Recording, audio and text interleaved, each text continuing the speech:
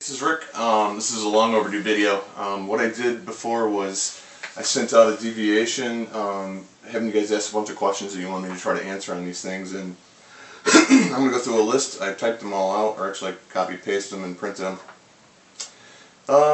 Let's go with what triggers you to draw in the morning, from a Craig Max. Actually, I only draw at night in my free time. Usually I get in the mood about 8 o'clock and I'll draw either for an hour or two, every night, every other night, as many nights as I can, or just feel like it. I don't draw just to draw unless it's commissioned, because we got to be inspired. So let's see, how long does it take you to complete a full drawing? On average, you've seen mine, they're 5 by 7-ish. They usually take me anywhere from 7 to 10 hours depending on detail, because each one's different. Right now I'm doing one that's actually a little bigger, of Jack Sparrow, which is a little big, but the face is kind of small, so I'm trying to cram a lot of details into that. This is from Cell 40.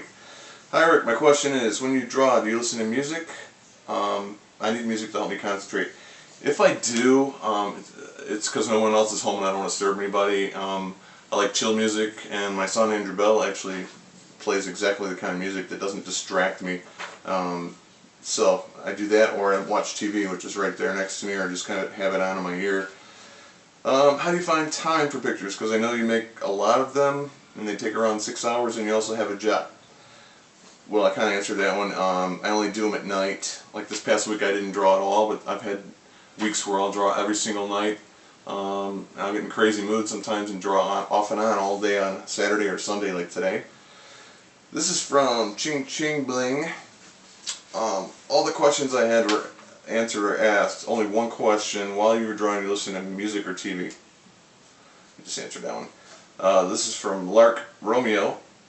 Carl from London asks, how do you choose who you're going to draw next, and how do you change the reference photo to suit your needs? Second part first. I convert it to black and white. I crop it so that usually you notice the top of the heads are cut off. That allows the face to be closer in the frame. Newspaper people do that as well. You'll notice, pick up a newspaper. But also, since everybody draws, a lot of people draw the same reference photo on DeviantArt, it kind of makes my unique take on it. So that's just a side benefit. It's not what I try to do. How do I choose? I'll be watching TV and I'll think of an actor, or I'll see somebody and I'll get inspired to do them, and then I go and Google images, and I narrow the search by going large only at first, and then faces, and I gotta see what works. I like different expressions, but it's got to be a big enough file so that when I crop it down and print it to the same size I'm going to draw, like that I can 1-to-1 ratio look at it and do it that way. That's just how I've done everything. That's how I've trained myself. So hoping that ask being greedy. I'll ask another one. Could you also show the process of creating an original line drawing? Can't do that right now. Slicksart. Well, this is that magazine or that website that interviewed me once. It says, okay, here are 2 questions we didn't ask you in the interview. What drives you to draw and keeps the passion going? Since discovering, since doing it as a hobby 2.5 years ago, I didn't have to try to like it. It just grew on me, and then next thing you know, I'm drawing almost every single night. Drives me to draw. I guess I've just discovered it. I just love it. It's a passion. I can get burned out doing it like anything, but I pace myself, and if I draw like a marathon on a Sunday or something, I'll usually take a couple days off, just kind of recharge.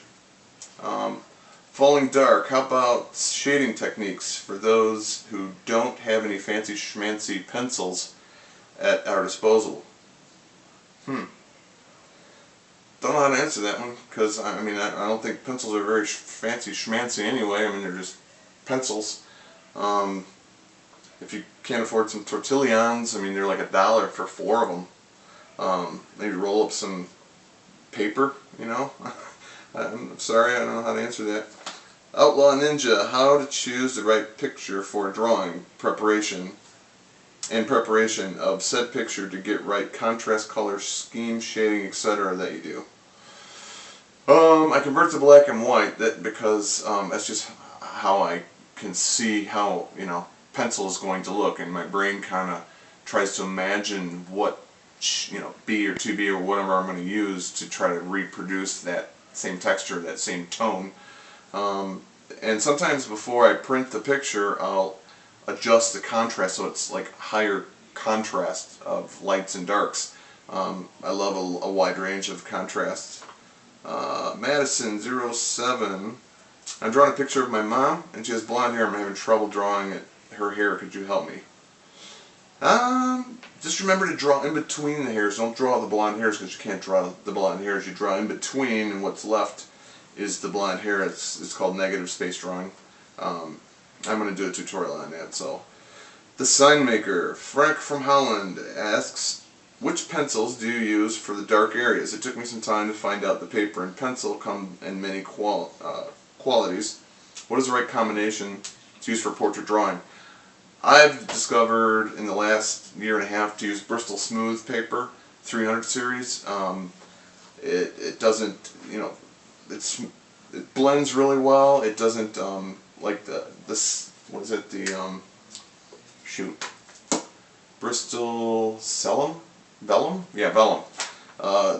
That shade's totally different, and I'm sure it would take some getting used to, but I tried it once, and I liked it, but then it wasn't predictable like the smooth was, so I kind of went back to the smooth.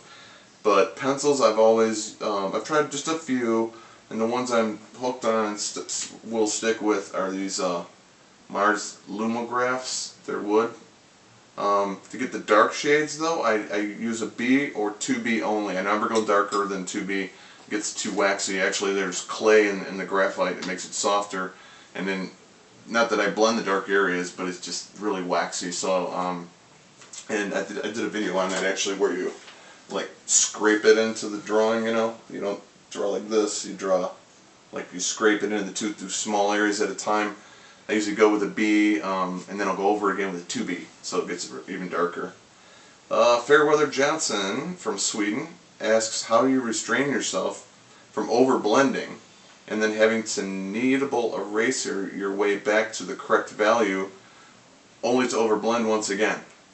Is layering the key? Yeah, that's what I was going to say. Do you use really hard pencils, 4H, 6H? No, I never use anything lighter than H, and that's very rare anyway.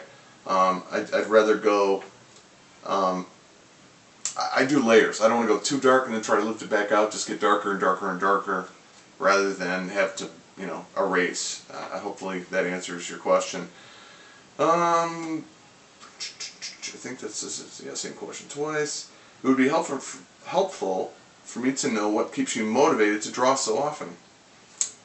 That's just me, man. I just, something in me loves to draw, and I hope it's with me the rest of my life. After 32 years of not drawing, I mean, everything happens for a reason. Maybe I wouldn't have had time with my kids so small and stuff. So now that it's just me and my wife, we do different things, and we each have our own hobbies, and this is what I choose to do. But I don't ever try to motivate myself. It's just there. So I can't really tell you what's going to motivate you, because if it's not there, it's not there. My biggest challenge right now is learning how to discipline myself to spend a lot of time focusing on drawing. I work a full-time job, non-art related, which I believe you do as well. Yep. So finding time to draw is my biggest challenge. Do you have any advice regarding how much time you spend drawing on a weekly basis? Usually 1 or 2 hours a night, but again, it varies. I try to do one drawing a week, and I'll do 1-2 hours a night, 3-4 nights a week. Finish it up on a weekend, post it. That's kind of been a pattern for me lately. With your family, well, my kids are all in their 20s, so they're kind of doing their own thing right now.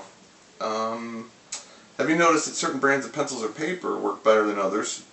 Yeah, we just did that, the Bristol Smooth and the Mars Lumograph. When using, same person asking, when using blending stumps, is it necessary to keep them clean from graphite as much as possible to achieve the desired tones and shades? Yeah, I use a bunch of different kinds. One I save for H because it's lighter, but when I do the B's and stuff, and it gets like coated on there, I'll use sandpaper and just scrape it off and then rub it on a kneaded eraser or tissue paper or something to keep it clean so that it grabs and keeps blending. But it's a light touch, and you gotta experiment and see what works for you. What is different for you to get to the point with art that you crave doing it? Or what was it difficult? No, as I said, it just came to me. It was like something missing in me that once I plugged the hole, it was, I didn't have to try to practice to get better. It was just a result of doing what I loved. And, as they say, if you do what you love, you'll never work a day in your life. So, I assume the more your skill level improves, as does your confidence, which in turn alleviates the frustration and anxiety about not doing a good job. Does this sound accurate? Oh, definitely. I know what my limits are right now. Limits really for me, because details, just for the sake of details, I don't really enjoy. I see some people who do portraits and it's got crazy details, all beads and jewelry and stuff, but the face really doesn't look realistic, so they put more time in the details. I'd rather do more time in the face, and it's just a personal preference, but my limitations right now, I think, are my patience. Drawing teaches me to have more patience, but I have a short attention span, a short interest span, and I get sick of the same drawing pretty quick. So when I did that 25-hour commission drawing, I actually took a week off, drew something in between. I just couldn't stare at the same photo for 25 hours after having only done it for 7 or 8 on the average photo. Does it still give you a sense of frustration from time to time? Occasionally, yeah. I think I've ripped up maybe 4 or 5, where I just don't like my choice of reference photo. I thought I could do it, but it turns out it wasn't high resolution enough, and just wasn't turning out. So I just ripped it up, and nobody's going to see those. So, but we all have them. This is Twinkle Art. How many hours can you draw without getting tired or bored? I usually go 30 to 60 minutes, take a break, watch a little TV, come back. So I do the back and forth thing a lot. I can only draw for about 3 hours straight without feeling tired. Oh, and hair tips would be great, especially facial hair. I suck at that.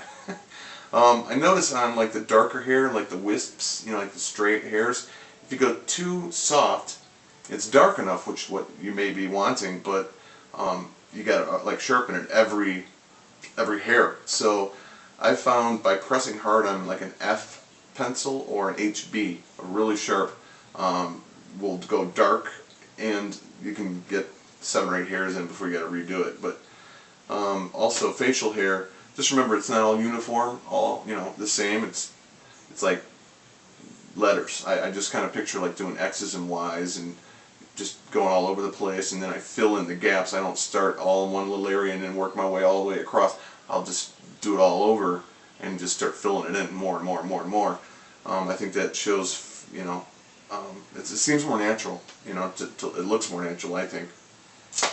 Let's see. Also, how do you draw something that's bigger than the reference photo? Good question. I just did that for the 3 Sisters commission drawing I did. And what I did was, because the pad was taller than a sheet would print, I broke it into sections, and I cropped it into sections, and then I printed each section and then laid it out. That's how I did it. So it was actually bigger, but it wasn't bigger than the reference photo. It was the same size, but the reference photo was bigger than my biggest pad of paper, 14 by 17. So I've never tried drawing something bigger. I don't think I could just look at something and draw it over here bigger. That'd probably look like a kindergarten drawing or something. Hair is my biggest problem. I find it hard to make the individual hairs stand out and create strong enough contrast between skin and hair without turning it all smudgy. I'd probably have to see an example of that, but I tried. If it's dark hair, I'd sometimes just, if it's black hair, I'll just do it all solid.